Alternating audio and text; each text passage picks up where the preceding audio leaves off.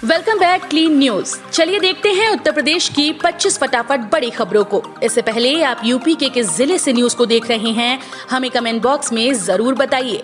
साथ ही daily update रहने के लिए चैनल को सब्सक्राइब कर बेल आइकन को दबाना बिल्कुल न भूलें। आज का लाइक एम 3000 है, उम्मीद करते हैं आप इसे जरूर पूरा करेंगे। कोरोना इलाज के लिए बैंक दे रहे 5 लाख का सस्ता पर्सनल लोन, जानिए कैसे मिल सकेगा आपको फायदा। कोरोना संकट के बीच पब्लिक सेक्टर बैंक्स ने मिलकर एक बड़ा फैसला किया है। इसके तहत सार्वजनिक क्षेत्र के बैंक 5 लाख रुपए तक का कोरोना स्पेशल पर्सनल लोन बांटेंगे। ये लोन 5 साल की अवधि के लिए दिए जाएंगे। इस लोन का इस्तेमाल इंडिविजुअल अपने या परिवार के कोरोना ट्रीटमेंट के लिए कर पाएंगे। रविवार को SBI प्रमुख दिनेश खारा और इंडियन बैंक एसोसिएशन के चेयरमैन राजकिरण राय की एक अहम बैठक हुई, जिसमें ये फैसला लिया गया। अब उत्तर प्रदेश के 61 जिलों को 1 जून से कोरोना कर्फ्यू से राहत, सिर्फ 14 जिलों में ही रहेगी सख्ती। वैश्विक महामारी कोरोना वायरस संक्रमण की सेकंड स्ट्रेन का असर उत्तर प्रदेश में अब धीमे धीमे कम होता जा रहा है। इसको लेकर सरकार ने रविवार को 1 जून से पहले 55 जिलों से कोरोना कर्फ्यू को हटाने का ऐलान किया था। अब इसमें 6 और जिलों को जोड़ा गया है। इन 6 जिलों में एक्टिव केस 600 से कम है। सचिव मुख्यमंत्री आलोक कुमार ने बताया कि प्रदेश के देवरिया, बागपत, बिजनौर, प्रयागराज, सोनभद्र व मुरादाबाद जिले में भी 1 जून मंगलवार से कोरोना कर्फ्यू से राहत मिलेगी। सोमवार को जो आंकड़े आए हैं उनके अनुसार इन 6 जिलों में एक्टिव केस 600 से कम है। 600 से कम केस होने पर कल से अब 61 जिलों में कोरोना कर्फ्यू से सशर्त छूट रहेगी।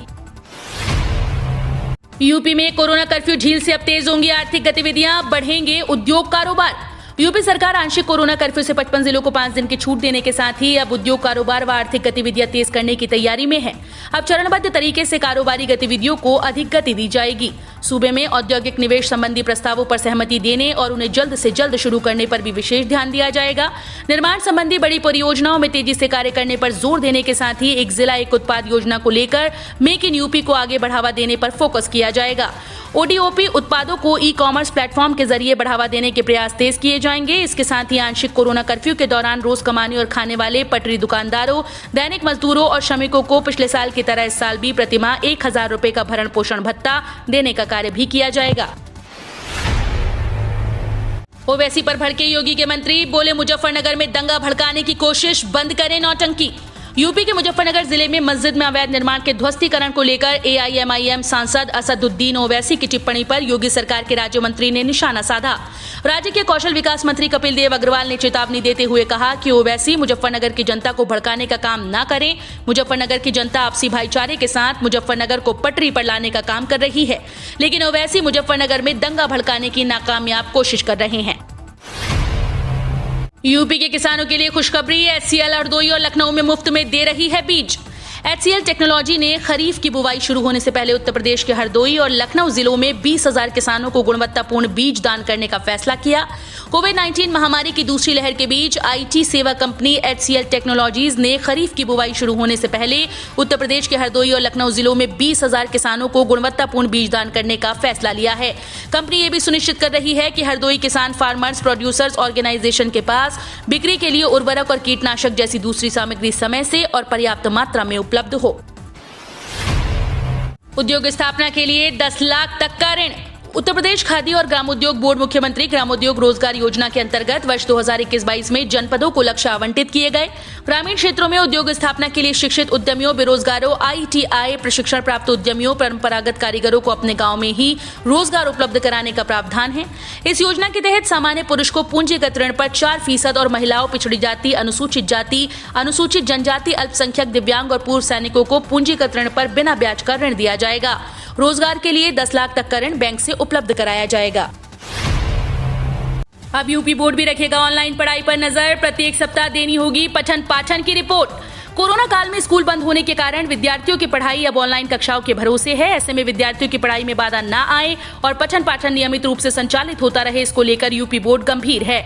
बोर्ड ने प्रदेश के प्रत्येक जनपदों में संचालित हो रही पढ़ाई पर सीधी नजर रखने का फैसला किया है। मिस्ड कॉल देकर अभिभावक कर सकेंगे फीस में कटौती की मांग। कोरोना काल में आर्थिक संकट झेल रहे अभिभावकों को राहत दिलाने के लिए नीडा और आई युवा संस्था की ओर से विशेष अभियान की शुरुआत की जा रही है। आज से शुरू हो रहे इस अभियान में मिस्ड कॉल के माध्यम से लोगों का समर्थन इकट्ठा किया जाएगा।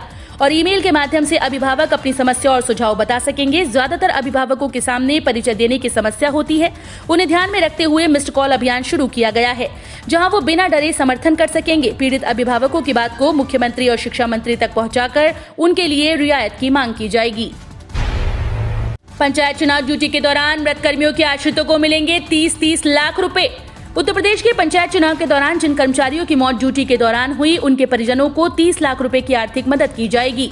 चुनाव आयोग की गाइडलाइन में बदलाव कर ड्यूटी पीरियड को 30 दिन माना जाएगा। ये फैसला कल यानी सोमवार को कैबिनेट बाय सर्कुलेशन में किया गया। कैबिनेट ने तय किया कि कोरोना काल में जिन बच्चों ने अपने माता पिता दोनों या कमाई करने वाले अभिभावकों को खोया है, उन्हें 4,000 रुपए प्रतिमाह की आर्थिक मदद दी जाएगी। मुख्यमंत्री बाल सेवा योजना के अंतर्गत अनाथ हुई लड़कियों की शादी के लिए 1,01,000 रुपए की आर्थिक मदद की जाएगी। क्लास 9 से ऊपर या व्यावसायिक शिक्षा प्राप्त कर रहे 18 साल तक के बच्चों को टैबलेट, लैपटॉप भी दिया जाएगा। कोरोना योद्धाओं के परिजन को मदद देने में असंवेदनशीलता दिखा रही योगी सरकार। कोरोना महामारी के दौरान विपक्ष के नेता आए दिन भाजपा सरकार पर हमला बोलते आए हैं। किसान आंदोलन से लेकर कोरोना से होने वाली मौतों पर भी विपक्ष ने सरकार को घेरा है। अब स्वास्थ्य सुविधाएं और कोरोना वैक्सीनेशन को लेकर प्रदेश में सियासत शुरू हो गई। समाजवादी पार्टी के राष्ट्रीय अध्यक्ष अखिलेश यादव ने राज्य की भाजपा सरकार पर दिवंगत कोरोना योद्धाओं के परिजनों की मदद में असंवेदनशीलता बरतने का आरोप लगाया। यादव ने सोमवार को एक बयान में कहा कि कोरोना महामारी के दौर में दिन रात एक कर मरीज की सेवा में लगे स्वास्थ्य कर्मियों और अन्य कर्मचारियों की संक्रमण से मृत्यु होने पर मुख्यमंत्री योगी आदित्यनाथ उनके परिवारजनों को आर्थिक मदद के ऐलान करते रहे हैं। आज से बदलेंगे गैस सिलेंडर के दाम। देश में तेल कंपनीज हर माह गैस सिलेंडर की कीमतों में बदलाव की घोषणा करती हैं। ऐसे में 1 जून से आपके रसोई गैस की कीमतों में फिर बदलाव होने की संभावना है। राजधानी दिल्ली की बात की जाए तो यहाँ फिलहाल 14.2 किलोग्राम का गैस सिलेंडर 809 रुपए में मिल रहा है। ऐसे में ये भी आशंका जताई जा रही है कि गैस सिलेंडर के दाम में आज से 50 रुपए तक की बढ़ोतरी की जा सकती है। चूंकि तेल कंपनीज हर माह 1 तारीख में गैस सिलेंडर की ताजा कीमतों के बारे में जानकारी देती हैं, लेकिन बीते माह 1 मई को गैस सिलेंडर की कीमतों में कोई बदलाव नहीं किया गया। इसलिए इस बार पूरी संभावना जताई जा रही है कि एलपीजी गैस सिलेंडर के दाम में बढ़ोतरी की जाएगी। प्राइमरी स्कूल्स के शिक्षकों के लिए अच्छी खबर, अब अपील का ऑनलाइन निस्तारण, बचेगी मुख्यालय की दौड़। उत्तर प्रदेश बेसिक शिक्षा परिषद के प्राथमिक व उच्च प्राथमिक विद्यालयों में कार्यरत लाखों शिक्षकों के लिए अच्छी खबर है। परिषद उनकी शिकायतों की अपील का ऑनलाइन निस्तारण करेगा। उन्हें मुख्यालय या फिर अफसरों का चक्कर नहीं लगाना पड़ेगा। प्रकरणों का निस्तारण गूगल मीट के जरिए किया जाएगा। तय समय में परिषद सचिव, बीएसए, शिक्षक और संबंधित सहायक एक साथ जुड़ेंगे और तत्काल उनका समाधान होगा। यूपीपीसीएल ने बिजली उपभोक्ता के लिए शुरू की व्हाट्सएप बिजनेस सर्विस। यूपी के बिजली उपभोक्ताओं की अच्छी खबर है। उपभोक्ता बिजली का बिल अपने आप व्हाट्सएप नंबर पर भी पा सकेंगे। Uttar Pradesh power corporation UPPCL के शहरी व ग्रामीण उपभोक्ताओं के लिए व्हाट्सएप बिजनेस सेवा शुरू की है। पहले चरण में ये सुविधा स्मार्ट मीटर वाले उपभोक्ताओं को मिलेगी। इसके बाद गैर स्मार्ट मीटर से बिजली जलाने वाले उपभोक्ताओं को भी ये सुविधा मिलेगी। हालांकि कानपुर के बिजली उपभोक्ताओं को इस सुविधा के लिए अभी इंतजार करना होगा। 5 डिग्री बड़ा पारा, उमस ने किया बेहाल, मौसम विभाग ने दी जानकारी। अरब सागर से आने वाली नमी का असर कानपुर जिले में साफ दिखाई दिया। लोग दिन भर गर्मी और उमस से बेहाल रहे। अधिकतम तापमान 5 डिग्री सेल्सियस से बढ़कर 36 डिग्री रिकॉर्ड किया गया, जबकि न्यूनतम तापमान में 2 डिग्री की कमी के साथ पारा 23 डिग्री सेल्सियस रहा। जून के पहले सप्ताह से उमस और बढ़ने की आशंका जताई गई। चक्रवाती तूफान ताउते और यास की वजह से अभी तक का मौसम काफी अच्छा रहा है। अब उमस बढ़ गई। कृषि और प्रौद्योगिकी विश्वविद्यालय के मौसम विभाग के डॉक्टर एस.एन. पांडे ने बताया कि आज मानसून केरल के आसपास पहुंचकर धीरे धीरे आगे बढ़ेगा। अदानी ग्रुप ने लखनऊ एयरपोर्ट के बढ़ाए चार्ज। हाल ही में अदानी ग्रुप ने 6 सरकारी एयरपोर्ट के लिए बोली लगाई थी और ये सभी एयरपोर्ट उसके हवाले कर दिए गए। अदानी ग्रुप ने लखनऊ एयरपोर्ट के चार्ज में 10 गुना की वृद्धि कर दी। अगर बात टर्न अराउंड चार्जेस की करें तो लखनऊ एयरपोर्ट ने प्राइवेट जेट और इंटरनेशनल फ्लाइट के लिए इसे काफी बढ़ा दिया है। एविएशन सर्कल में अनुमान लगाया जा रहा है कि अदानी ग्रुप के पास मौजूद अन्य 5 एयरपोर्ट के चार्जेस में भी वृद्धि की जा सकती है। यूपी के युवाओं को आत्मनिर्भर बनाएंगे प्रदेश के आईटीआई संस्थान। उत्तर प्रदेश के लाखों युवाओं को आत्मनिर्भर बनाने का काम प्रदेश के आईटीआई संस्थान करेंगे। प्रदेश के समस्त आईटीआई संस्थानों में युवाओं को आत्मनिर्भर बनाने का काम किया जाएगा। इसके लिए प्रदेश सरकार की तरफ से युवाओं को आईटीआई तक लाने के लिए आईटीआई चलो अभियान की भी शुरुआत की गई है। दिव्यांग से शादी करने पर प्रोत्साहन पुरस्कार योजना राशि 35,000 निर्धारित। इस तरह से करें आवेदन। उत्तर प्रदेश सरकार ने दिव्यांगजन शादी विवाह प्रोत्साहन पुरस्कार योजना के तहत दंपति में युवक के दिव्यांग होने पर 20,000 रुपए और दोनों के होने पर 35,000 की धनराशि निर्धारित की है। दिव्यांगजन सशक्तिकरण विभाग के द्वारा संचालित योजना के तहत पात्रता की शर्तों में शादी के समय युवक की उम्र 21 से कम और 45 वर्ष से अधिक न हो एवं युवती की उम्र 18 से कम और 45 वर्ष से अधिक नहीं होनी चाहिए। दंपति आयकर दाता न हो। मुख्य चिकित्सा अधिकारी द्वारा प्रदत्त प्रमाण पत्र के अनुसार दिव्यांगता 40% या उससे अधिक होनी चाहिए। सीएम योगी ने की पीएम मोदी की तारीफ, कहा उन्होंने बदली देश की तकदीर और तस्वीर। उत्तर प्रदेश के मुख्यमंत्री योगी आदित्यनाथ प्रधानमंत्री नरेंद्र मोदी की तारीफ करते हुए कहा कि पीएम ने 7 साल पहले सत्ता संभालने के बाद देश का चेहरा और तकदीर बदल दी। भाजपा ने एक बयान में बताया कि आदित्यनाथ ने केंद्र में मोदी सरकार के 7 साल पूरे होने पर सीतापुर जिले के गुरेपारा और महोबा जिले के सिझारी गांव में सरकारी कार्यक्रमों में ये टिप्पणी की।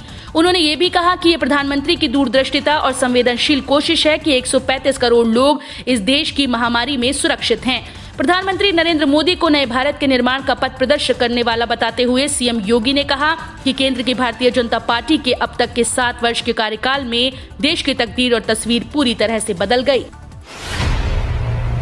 कोरोना की वजह से नहीं चुका पा रहे लोन की ईएमआई तो ना हो परेशान, बैंक ने शुरू की ये सर्विस। बैंक ने कोरोना वायरस महामारी की दूसरी लहर से प्रभावित छोटे उद्यमों की मदद के लिए 25 करोड़ रुपए तक के लोन की रीस्ट्रक्चरिंग की प्रक्रिया शुरू कर दी।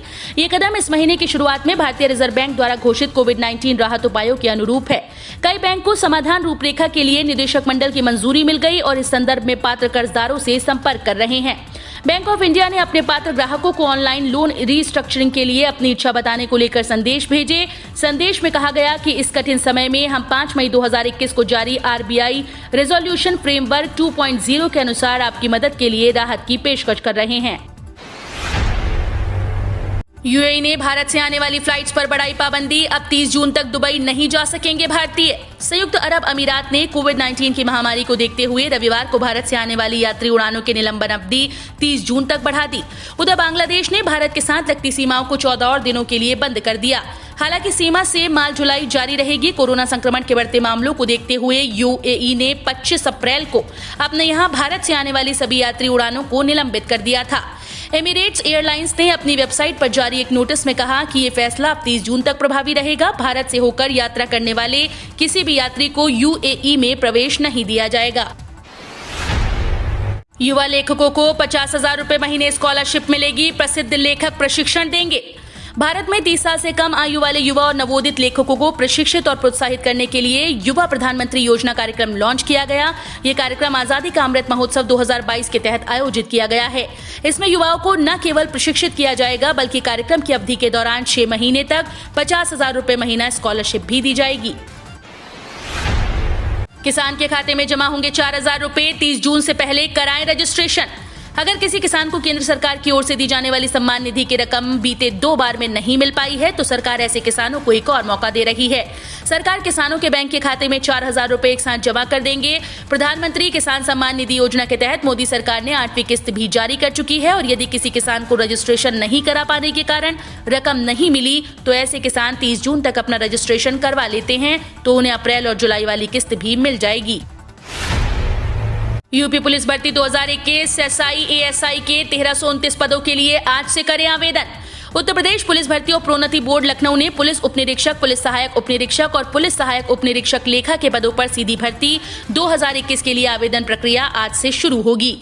इच्छुक व योग्य उम्मीदवार uppbpp.gov.in पर जाकर ऑनलाइन आवेदन कर सकेंगे। इस भर्ती के लिए आवेदन की प्रक्रिया को 2 बार टाला जा चुका है। पहले ये 1 मई से शुरू होनी थी लेकिन इसे स्थगित कर 15 मई कर दिया गया था। इसके बाद आवेदन प्रक्रिया शुरू होने की तिथि फिर आगे बढ़ाई गई और इसे 1 जून कर दिया गया। यूपी की 150 सीटों पर चुनाव लगेगी प्रसपा, शिवपाल यादव बोले बीजेपी को हटाने के लिए सभी समझौते मंजूर। उत्तर प्रदेश में कोरोना काल के बीच राजनीतिक दल आगामी विधानसभा चुनाव की तैयारियों में पूरी तरह से जुट गए हैं, जिसके चलते पूर्व मंत्री शिवपाल सिंह यादव की प्रगतिशील समाजवादी पार्टी ने भी यूपी की तकरीबन 150 सीटों पर चुनावी शंखनाद कर दिया। इसके लिए यूपी की 20 सीटों के उम्मीदवारों के नाम भी घोषित कर दिए गए। इतना ही नहीं, पार्टी के रणनीतिकार भी प्रदेश के भीतर सभी समाजवादी विचारधारा वाले दलों को एकजुट करके एक ही मंच पर लाने की तैयारियों में लग गए हैं। उत्तर प्रदेश के 1.5 दर्जन जिलों में 24 घंटों के दौरान नहीं हुई एक भी मौत। यूपी में करीब 1.5 दर्जन जिले ऐसे हैं जहां पिछले 24 घंटे के दौरान कोरोना से एक भी मौत नहीं हुई। प्रयागराज, गोरखपुर और कुशीनगर को छोड़ दें तो इस दौरान बाकी जिलों में मरने वालों की तादाद इकाई में रही। उत्तर प्रदेश में कोरोना लगभग कंट्रोल में है। आंकड़े इसकी तस्दीक करते हैं। पिछले 24 घंटे के दौरान कोरोना वायरस के नए मामले घटकर 1908 पर आ गए। 2 माह में पहली बार ये तादाद 2000 के नीचे आई है। 24 अप्रैल को ये तादाद सबसे ज्यादा 38,055 थी। हम रोज ऐसे ही न्यूज लाते रहेंगे। यदि आपने अभी तक क्लीन न्यूज यूपी को सब्सक्राइब नहीं किया है तो फटाफट सब्सक्राइब कर लें। साथ ही बेल आइकन को प्रेस करना बिल्कुल ना भूलें ताकि लेटेस्ट अपडेट मिस ना हो।